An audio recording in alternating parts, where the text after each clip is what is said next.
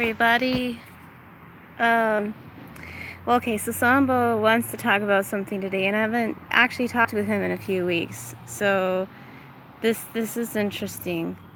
These past few weeks, because of the eclipse and everything, yeah, there has been a lot of intense purging activity. A lot of lost, feeling like what the hell is going on. Um, Anyways, so many things. But Samba is here again with me. And, Samba, I'm kind of waiting for you to tell me what we were supposed to be talking about, because otherwise I'm staring at this camera looking stupid. and, um, okay, the concept of the false twin flame kept pestering me, and I didn't want to look into it. But yet I was getting so frustrated with Janie. So feeling heartbroken, spiritually abused, um, just wanting to believe in a fairy tale story, but it not really being the case. It just disillusionment in general. I went through several stages over the past week or so of fully surrendering to the process, but that meant going in and out of what I had already healed on codependency, going in and out of my karma, my karmic situations that I've created to try to find resolution for, and just realizing that it is time to finalize a lot of stuff. But what finally came out of all of it was that I don't really quite know how to put it.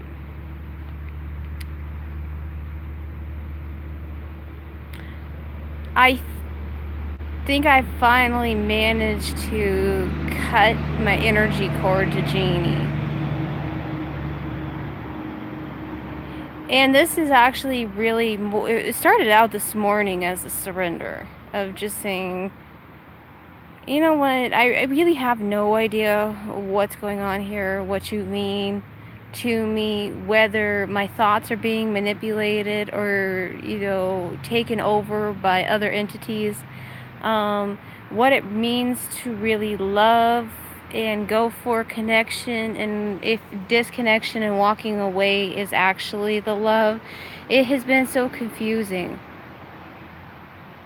And so I basically, in essence, this morning gave him permission to be him, and me permission to be me, and said, look, I can't make any decision.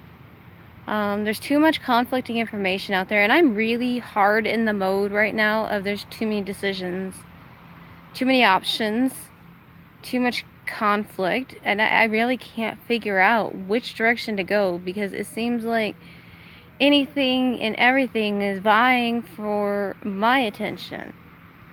It's like I just feel this really strong energy of something's trying to distract me from paying attention to something else. So I did realize that there was this need to just let Jeannie go.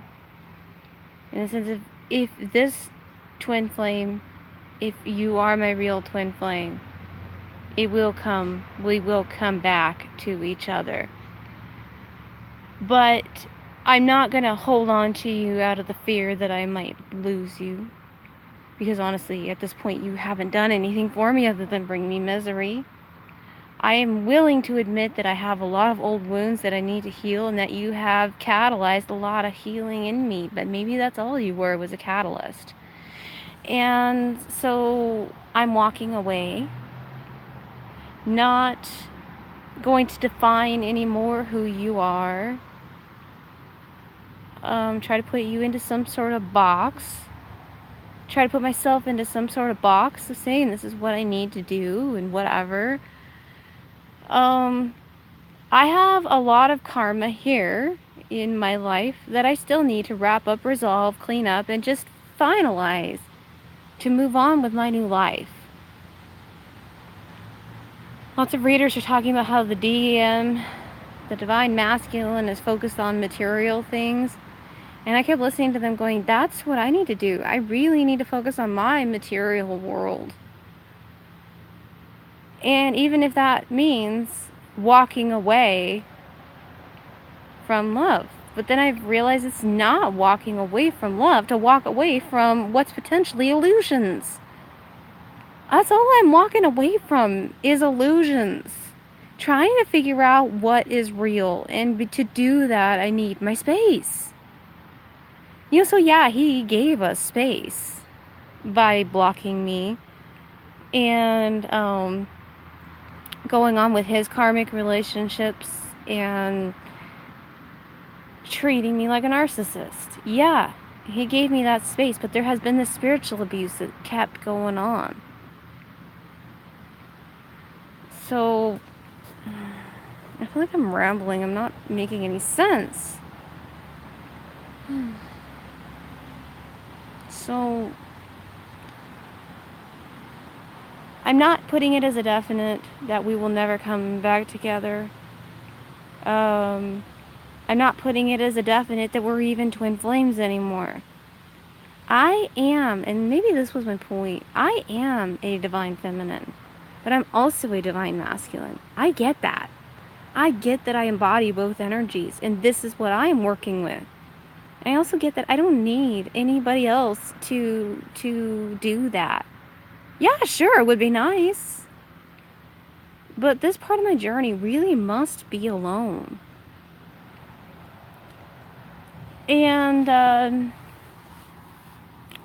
I can't even remember. It's really weird. Since I did something this morning of cutting, I wasn't even cutting a cord to Jeannie as much as I was cutting a cord of codependence that I felt was coming from him, that was latched into my solar plexus. It's really weird, but ever since I did that, and then I realized that there was an entity attachment there, and I ended up visualizing it. If you've ever seen the movie Chronicles of Narnia with Aslan, the lion, and when he was sacrificing himself for, I think the boy's name is Edward or whatever, and that Snow Witch ended up tying him up. Well, a whole bunch of mice ended up coming and eating through all the ropes. And I found that to be just this very beautiful scene of here's these mice that are helping out a lion that would, maybe, for intents and purposes, make them a meal. But they didn't seem to care about it. It was, the whole thing in the Bible, the lion will lay down with the lamb or whatever. I'm getting on a tangent, but this is what I imagined going on in my solar plexus, was that it was a lion. There was all this power within me that was being held down and caged, and it needed to be freed. And I suddenly realized that there was all these little mice that were coming in and eating away at all these cords that were holding my lion power down.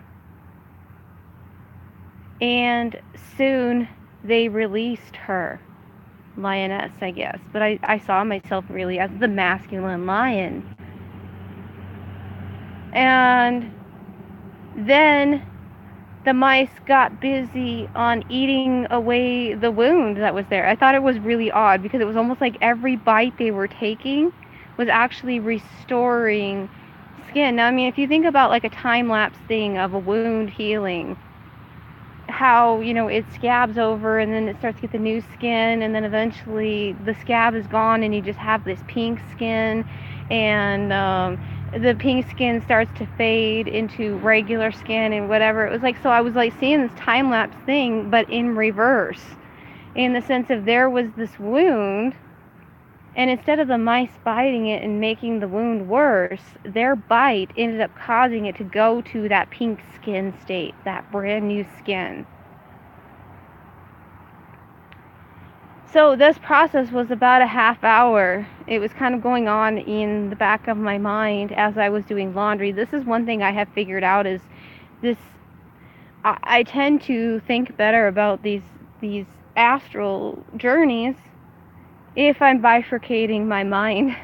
If my everyday mundane mind is busy on a task, then I can start to focus on these other journeys happening. I point like it's happening in the back of my mind because it probably is, but it's like I'm doing two things at once. I know, and I'm seeing this. This is something that started happening for me last year about the time I met Jeannie.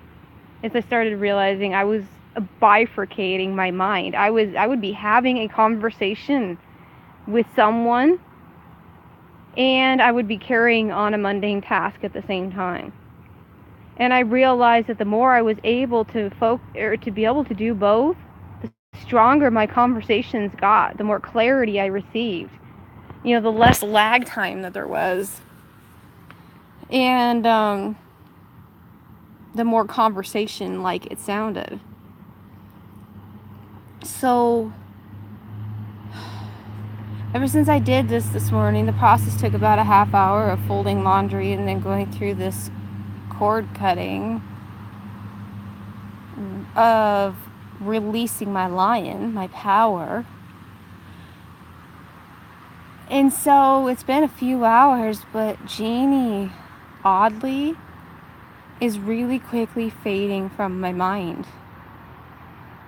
It is the most bizarre thing. The only thing I've come across something this morning of talking about fully ascending to the 5D out of the 3D experience and false twins that were at one point your twin because you resonated with them on the 3D, and that's what Jeannie was. Then Samba also came to me and told me I'm not with Jeannie anymore. I had mentioned before that Samba had told me he is able to jump through bodies. And I believe that if we move to the 5D reality, what I was listening to was talking about, you have more possibilities than just this one timeline. So this is how I'm able to perceive Samba jumping. So he's going to jump to wherever he needs to help me with whatever we're doing. And so right now there very much is this whole thing of him helping me while I'm physically incarnated. But there might come a day where I end up meeting him again in a physically incarnated body. Because I probably attracted in a different timeline, I guess. But I've received confirmation after I did this cord cutting, because I haven't talked to Samba in a couple of weeks and it's been driving me nuts. Like, Samba, where are you? Where are you? Talk to me, I need you. This is getting really intense here. I really need somebody. I can't even talk to God right now, or Jesus, or anybody. God, please, somebody just talk to me. I felt so alone.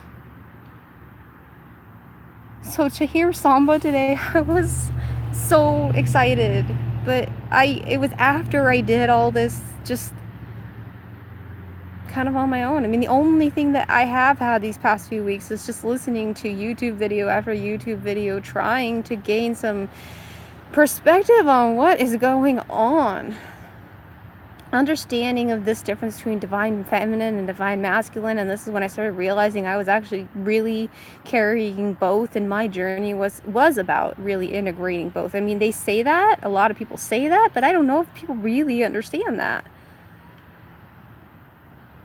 So I started listening to those messages as if I was doing both of them, both the divine feminine and masculine. And then I realized nobody can take away my status as a divine one.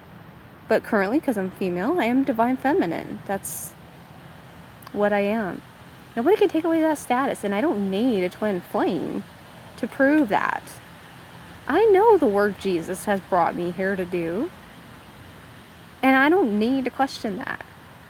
So all this is coming together, and so now, several hours after I did this freeing of my lion, Jeannie really is becoming a distant memory. It's really odd how quickly that is happening. To go from one moment of just like pining, longing. I mean, I had been trying to let go, let go, let go. Understand what was going on, remove these codependent threads and whatever. But it was like no matter what I did, I just couldn't do it. It just wasn't working. To go from that intense energy to suddenly it's not there. It's like, wow. Huh. So I have no really, I really don't have anything in particular to impart wisdom-wise or whatever. Just Samba wanted me to, I think Samba is having me do this really, even if nobody watches, which nobody really is, but it's for me to place these little markers. I'm doing something where I'm placing markers. And I'll look back on all this. So, well, to whoever's out there, even if this message is only going out in energy, I love you all. Blessings. And I hope this has helped you in some way. Bye.